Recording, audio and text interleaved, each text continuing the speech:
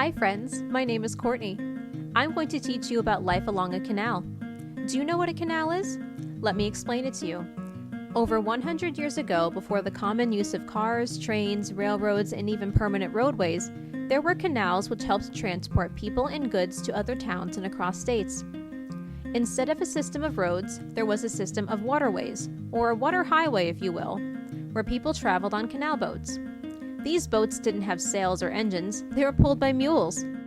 Quite often, young children, probably around your age, were in charge of leading the mules along so the boat would keep moving. They were given the nickname hoagie because they would say ho to stop the mule and gee to get the mule walking. Now, I want you to close your eyes and imagine with me.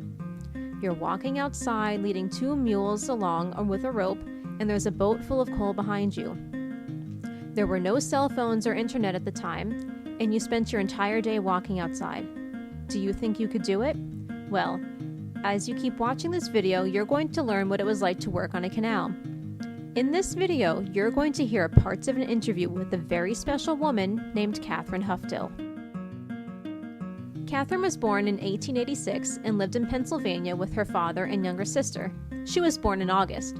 In Scranton, Pennsylvania, in August the 13th, 18, I made a mistake, 1886, the 13th day of August. She worked as a mule driver on her father's boat for 3 years from the ages of 7 to 10, from 1893 to 1896. Oh, I was the driver. I drove one horse and a mule. I done all the driving while we were on the boat. I didn't think anything of it. I liked it. I drove the mule. When I got tired walking, I got on his back. No, mule never bothered me, no, he was my pet. The Delaware and Hudson Canal was in operation from 1828 to 1898 and ran for 110 miles and had 108 locks. Locks are like water elevators, used to raise and lower boats during changes in elevation. The canal ran from Honesdale, Pennsylvania to Kingston, New York. After 1850, the boats were 90 feet by 14.5 feet long and could carry 130 tons of coal. The canal was open from April to November and closed during the winter months. Catherine walked the entire length of the canal while her father steered the boat. Yes, we carried all coal. Can you imagine spending all day walking outside? Listen to Catherine describe a typical day for her family working on the canal. Well, we left about 7 o'clock in the morning. Okay. And we tied up, just before dark at night. So we went as far as we could in a day. Oh, we had bread and eggs and bacon and a cup of coffee. That was our breakfast. Sometimes we had potatoes for breakfast. Oh, I had maybe a sandwich or a piece of pie. No, it was just about the same. We had bread and we had potatoes and stuff like that. That's all. We didn't have much. We had light meals. I had to do it. Of course, we tied up at night. As I say, we tied up night and rested. And we went out in the morning. We started out and went on. We kept them in the barn at night. We didn't travel at night. Catherine lived on the boat with her father and younger sister.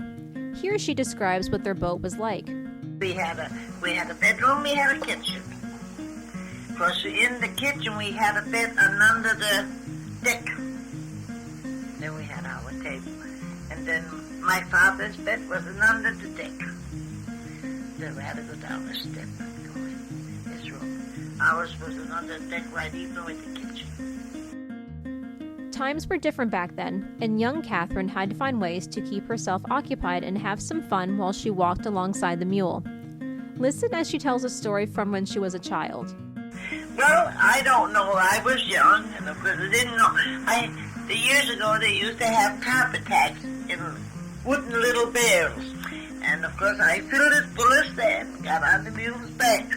Then I didn't know what to do with it, so I dumped in the mule's ear. Oh boy, this the mule. Oh, how he run and kicked my father says, what's the matter with the mule? I said, I don't know. It didn't take only about 5 minutes. It was all settled down. Catherine had a unique childhood. She spent her days outside in all kinds of weather, making sure the boat and mule stayed on course to help support her family. The experiences she gained stayed with her throughout her life and shaped her as a person. In her own words, I enjoyed driving my mule and horse and had a good time. I enjoyed it. I enjoyed my life.